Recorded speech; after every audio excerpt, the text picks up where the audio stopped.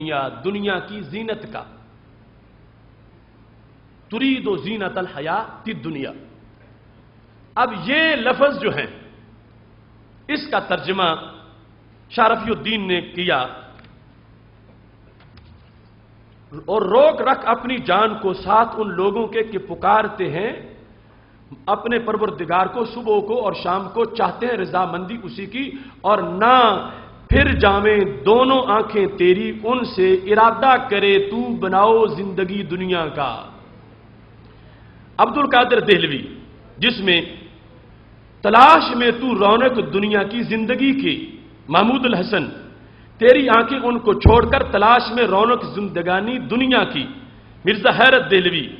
نہ پھیرے کہ تم دنیاوی زندگی کی آرائش چاہنے لگو، اشرف علی تھانوی، کہ تم دنیاوی زندگی کی رونق کے خیال سے آپ کی آنکھیں ان سے ہٹنے نہ پائیں، فتح محمد جلندری، تم صبر کرو تمہاری نگاہیں ان میں سے گزر کر اوروں کی طرف نہ دوڑے کہ تم آرائش زندگانی دنیا کے خواستگار ہو جاؤ، ڈپٹی نذیر احمد، کہ تم دنیا کی زندگی کے ساز و سامان کا پاس کرنے لگو،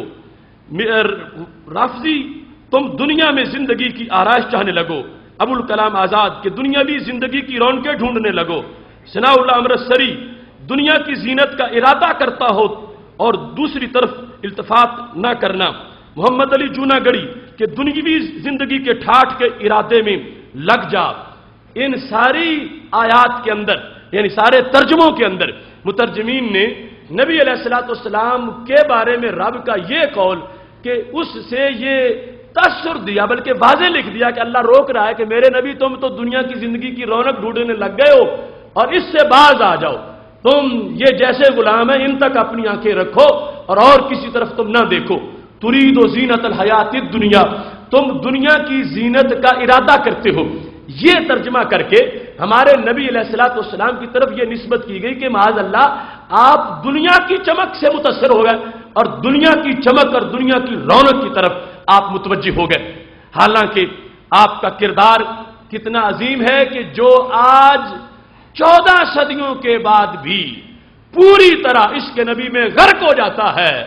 وہ بھی دنیا کو ٹھکرا دیتا ہے، اس کے نزدیک بھی دنیا کی کوئی حیثیت نہیں ہوتی، سرکار کا تو اپنا مقام ہی بہت بڑا، ان کے صحابہ کا استغنا، اہل بیت کا استغنا، کیا انداز ہے۔ شرح السنہ کے اندر کتاب الفضائل میں یہ حدیث شریف موجود ہے، سید عائشہ صدیقہ رضی اللہ تعالی عنہا سے میرے نبی علیہ السلام نے فرمایا تھا، یا عائشہ تو لو شئت نصارت مائی جبال الذہب، اگر میں چاہتا تو میرے ساتھ سونے کے پہاڑ موبائل سروس میں رہتے، میں جدھر جاتا 7 پہاڑ میرے ہوتے، میرے پاس اللہ کی طرف سے فرشتہ آیا اور اتنا اونچے قد والا تھا کہ فرشتے کی کمر کعبے کی چھت تک مجھے نظر آ رہی تھی، فقال ان ربک یقرئ علیک السلام، اس نے کہا تمہارا رب تجھے سلام دے رہا ہے، ویقول، فرما رہا ہے، ان شئت نبیا عبدا وان شئت نبیا ملکا، چاہو تو عبد نبی بنو، چاہو تو بادشاہ نبی بن جاؤ، میں تمہیں اختیار دے رہا ہوں۔ فنظرت الی جبریل، میں نے جبریل سے مشورہ کیا تو جبریل نے کہا بادشاہ نبی نہیں عبد نبی ہونا اچھا ہے، تو اگر میں چاہوں تو میرے لیے تو احد پہاڑ سونے کا ہوتا، میں جدھر جاتا یہ سونا ساتھ ہوتا، میں نے اپنی مرضی سے سونے کو چھوڑا ہے اور میں نے اپنی مرضی سے فقر کو پسند کیا ہے۔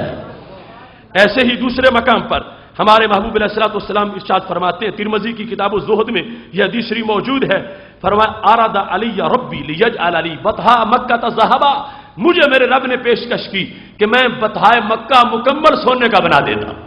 بطحا سونے کا بناتا ہوں، قلت لا یا رب، میں نے کہا نہیں میرے اللہ،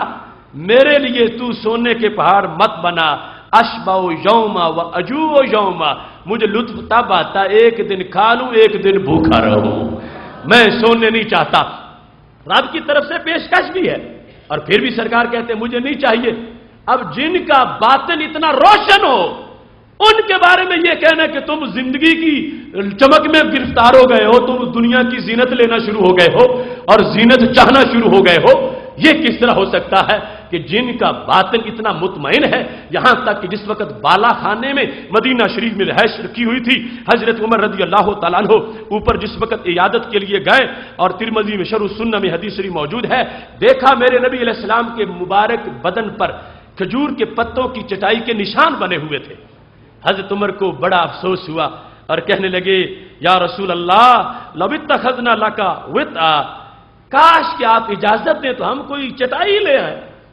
عرش سے مقدس بدن ہے اور اوپر نشان رسیوں کے بنے ہوئے ہیں، وہ کیسر و کسرا کی قالینیں، اور ادھر تم رب کے محبوب، اور اس طرح کی صورتحال۔ جب میرے نبی علیہ الصلوۃ والسلام نے یہ جملہ سنا، فرمایا چپ کر عمر، مالی و مال الدنیا، میرا دنیا کا رشتہ کیا ہے آپس میں؟ اور ایک مقام پر جھنجھوڑا، عمر اب بھی جاہلیت والی باتیں کر رہے ہو، کیا ہے دنیا کی میرے سامنے حیثیت؟ اور تم نے میرے بدن کو دیکھ کر ایسا کہنا شروع کر دیا، وہ کیسر و کسرا والے ان کے لیے سب کچھ دنیا میں ہے، اللہ نے ہمارے لیے دنیا بھی بنائی ہے، عقبہ بھی بنائی ہے۔ اب اتنا روشن ضمیر، اتنا تقدس، اتنی میرے محبوب علیہ الصلوۃ والسلام کی دنیا سے بے رغبتی، اور ساتھ آ جائے ترید و زینت الحیات الدنیا کہ تم تو دنیا کی زندگی کا ارادہ کر رہے ہو، یہ پھر کیسے مطابق ہو سکتا ہے؟ باقی ترجموں والوں کے ترجمے تم نے دیکھ لیے۔ اعلی حضرت فاضل بریلوی رحمۃ اللہ علیہ نے اس مقام پر بھی حق ادا کیا ہے، اور ترجمہ کرتے وقت قرآن کے لفظ کی جو چاہت تھی، تقاضے تھے، وہ بھی پورے کیے ہیں، اور محبوب کی شان کا جو تقاضا تھا وہ بھی پورا کیا ہے۔ ترجمہ سنو، اور اپنی جان ان سے مانوس رکھو جو صبح و شام اپنے رب کو پکارتے ہیں، اس کی رضا چاہتے ہیں، یعنی صحابہ کرام، اور تمہاری آنکھیں انہیں چھوڑ کر اور پر نہ پڑیں، کیا تم دنیا کی زندگی کا سنگھار چاہو گے؟ استفہام کے ساتھ، یہ نہیں کہ اللہ خبر دے رہا ہے کہ تمہارے اندر یہ چیز آ گئی ہے،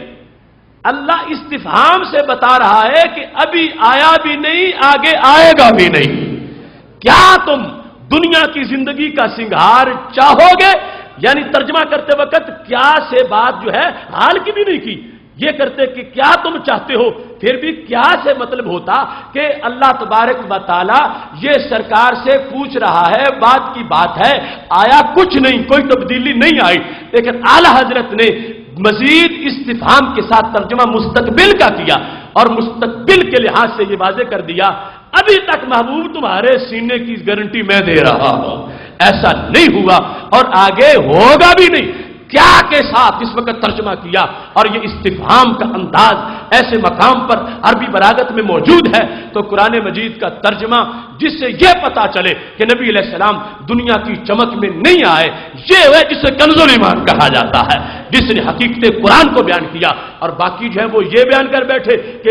نبی جو ہے وہ دنیا کی چمک میں آ گئے۔ جب نبی آ گئے تو پھر عام کون بچے گا؟ اس بنیاد پر اعلی حضرت فاضل بریلوی رحمۃ اللہ علیہ کا یہ ترجمہ کنز الایمان، جس کے فہم کے لحاظ سے میں نے صرف چند مثالیں آپ کے سامنے پیش کی، یہ گھنٹوں کا نہیں مہینوں کا موضوع ہے، اس کا ایک سکیچ میں نے آپ کے سامنے پیش کیا کہ تم صرف بعض حضرات اعلی حضرت کی چند نعتوں کے شعر اور سلام کے چند اشعار جو کہ بہت بڑی شان ہے، انہی کے ساتھ تم اعلی حضرت کا تعارف سمجھتے ہو، اور دوسرے لوگ پھر اعتراض کرتے ہیں، اور قصور یہ ہے کہ ہم نے نہیں پڑھا کہ اعلی حضرت نے لکھا کیا ہے، اعلی حضرت کی شان کیا ہے۔ اس واسطے اس بر صغیر کے ایمان پر جو پہرا اعلی حضرت کے قلم نے دیا ہے، وہ رب نے آپ ہی کو شان عطا فرمائی ہے۔ محتشم سامعین حضرات، مجھے یہ بھی احساس ہے کہ جگہ نہ ہونے کی وجہ سے آپ بھائی بہت سے مسلسل شروع سے کھڑے ہیں، میں اپنی گفتگو کو سمیٹتے ہوئے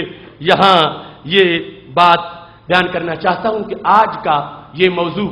اس کو آپ بار بار سن کے آگے پہنچائیں، اور کل انشاءاللہ بہت بڑا اہم اعتقادی موضوع ختم نبوت اور اس کی تعلیمات، انشاءاللہ اس میں ہم آئیں گے، اور جتنے احباب آئے ہو آپ، یہ آپ پر لازم ہے، ایمانی فریضہ ہے کہ دوسروں کو بھی دعوت دیں، تاکہ جتنے احباب آئیں گے سنیں گے اور ان کو یہ تازہ پیغام اور حقیقی پرانی روشنی ملے گی، اس سے بہت زیادہ فوائد حاصل ہوں گے، اور بد عقیدگی کے جو جراثیم ماحول میں پھیل رہے ہیں اس سے انشاءاللہ ہمیں کافی حد تک عافیت محسوس ہوگی۔ میں ایک بار پھر آپ تمام احباب کا مشکور ہوں، اور ادارہ صراط مستقیم کے تمام کارکنان کا کہ جنہوں نے اتنا بھرپور پروگرام منعقد کیا، اللہ سب کو عمل کی توفیق عطا فرمائے۔ وآخر دعوانا ان الحمد للہ رب العالمین۔